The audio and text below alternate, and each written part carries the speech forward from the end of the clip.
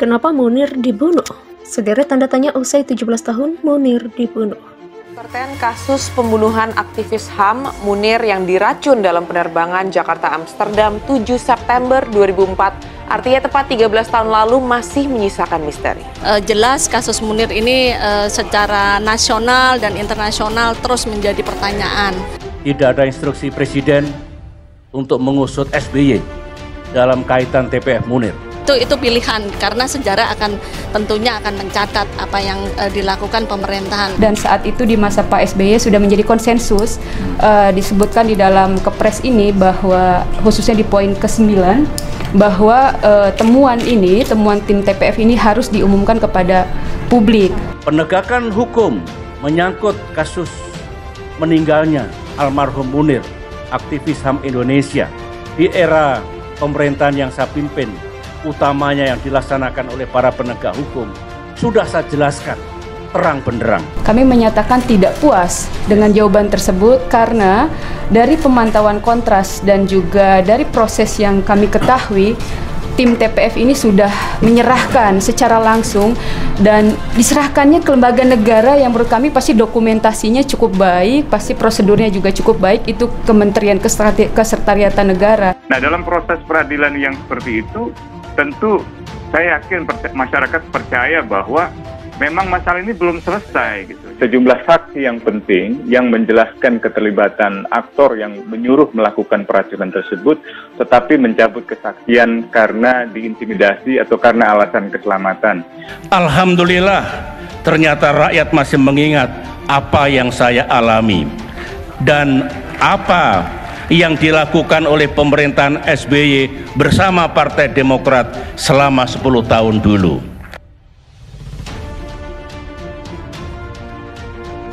Ada pula sederet misteri lain yang masih mengiringi hingga saat ini. Munir meninggal di pesawat Garuda dengan nomor GA974 ketika sedang menuju Amsterdam untuk melanjutkan kuliah pasca sarjana. Awalnya Polikarpus diperiksa sebagai saksi. Institut Forensik Belanda atau NFI membuktikan Munir meninggal akibat racun arsenik dengan jumlah dosis yang fatal. Pembunuhan Munir diduga dilakukan dengan cara meracuni makanannya. Siapa pembunuh Munir? Selain kenapa Munir dibunuh, pertanyaan siapa pembunuh Munir juga masih dipertanyakan oleh sejumlah pihak. Saat itu Polikarpus Budihari Prijanto merupakan pilot senior Garuda. Dia berada dalam satu pesawat dengan Munir saat kejadian. Polikarpus sedang tidak bertugas. Kursi yang diduduki Munir awalnya merupakan kursi yang sebenarnya untuk Polikarpus.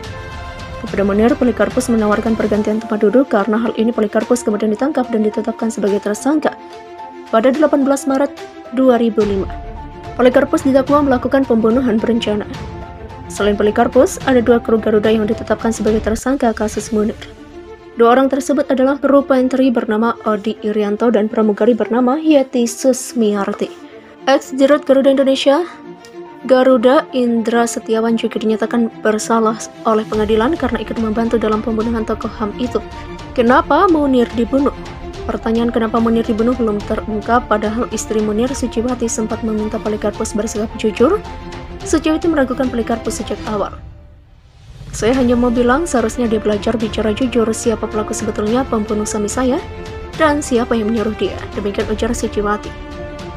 Sejak awal saya tidak pernah melihat dia mempunyai niat baik. Saya melihat banyak sekali kejanggalan di pengadilan atau kebohongan yang dia berikan kepada kepolisian. Saya pikir saya tidak ingin dengar apapun. Demikian lanjut dia. Pertanyaan kenapa Munir dibunuh masih menjadi misteri hingga akhirnya Poli wafat pada 17 Oktober 2020.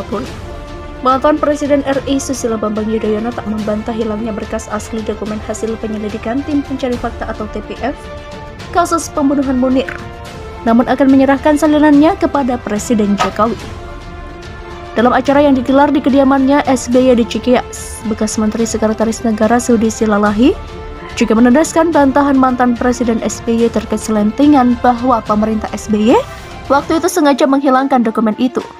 Ini merupakan pemenuhan janji Susilo Bambang Yudhoyono alias SBY beberapa waktu lalu melalui Twitter setelah muncul kabar bahwa Jaksa Agung M. Prasetyo akan menemuinya untuk mencari dokumen hasil penyelidikan tim pencari fakta atau TPF. Kejadian yang menyebabkan meninggalnya Munir adalah kejahatan serius. Sebenarnya mencoreng demokrasi kita waktu itu tak pelak jadi perhatian masyarakat Indonesia dan dunia. Demikian kata SBY. Maka saya pastikan yang kami lakukan dulu juga serius dan sungguh. Terutama dalam konteks penegakan hukum, tentu waktu itu sesuai batas kewenangan pejabat publik.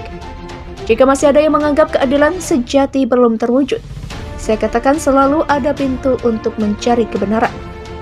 Jika masih ada kebenaran yang belum terselesaikan, selalu ada pintu untuk cari kebenaran sejarah. Saya dukung langkah Presiden Jokowi untuk menyelesaikannya. Demikian kata SBY. SBY seterusnya menyerahkan penjelasan rinci terkait kekisruhan dokumen kasus Munir itu kepada bekas Menteri Sekretaris Negara di masa pemerintahannya, Sudi Silalahi. Saat kisah hilangnya dokumen asli kasus ini meletus, disebutkan bahwa di Sekretariat Negara tidak ada data tentang penyerahan dokumen TPF, dan bahwa TPF menyerahkan dokumen itu langsung kepada Presiden SBY. Sudi Silalahi menjelaskan pemerintah SBY dituduh sengaja menghilangkan naskah, sehingga tidak bisa ditindaklanjuti oleh penegak hukum. Bahwa SBY disebut tidak menindaklanjuti sehingga kasus Munir belum selesai dan SBY disalahkan karena seolah-olah harus mengumumkan sendiri hasil TPF. Menurut Sudi, semua tudingan itu tidak benar. Sudi Silalahi memapar secara kronologis mulai pembentukan TPF hingga akhirnya dibubarkan. Pemerintah bahkan memperpanjang masa kerja TP selama 3 bulan lagi hingga 23 Juni 2005. Dan kemudian memutuskan bahwa temuan TPF diberlakukan sebagai pro justisia dan tidak lanjut dilakukan para penegak hukum. Demikian papar Sudi Silalahi. Menurut Sudi Silalahi, waktu itu TPF menyerahkan 6 salinan hasil temuan mereka. 1 berkas diserahkan kepada Presiden Susilo Bambang Yudhoyono dan 5 berkas lagi diserahkan kepada pihak-pihak lain yang terkait. Naskah saat ini sedang ditelusuri di mana keberadaannya. Kami Kabinet Indonesia Bersatu pemerintahan SBY akan terus cari di mana naskah itu. Berhubung Kapolri sudah diganti 7 kali, Jaksa Agung 4 kali, Kepala Badan Intelijen Nasional 5 kali, Menkumham 5 pejabat, dan Sekretaris Kabinet 4 pejabat. Namun katanya lepas dari belum ditemukan naskah asli teman TPF itu, semua rekomendasi TPF sudah dijalankan Presiden SBY. Ia menegaskan pula sementara naskah asli belum ditemukan, pihak SBY akan menyerahkan salinan dokumen itu kepada Presiden Joko Widodo.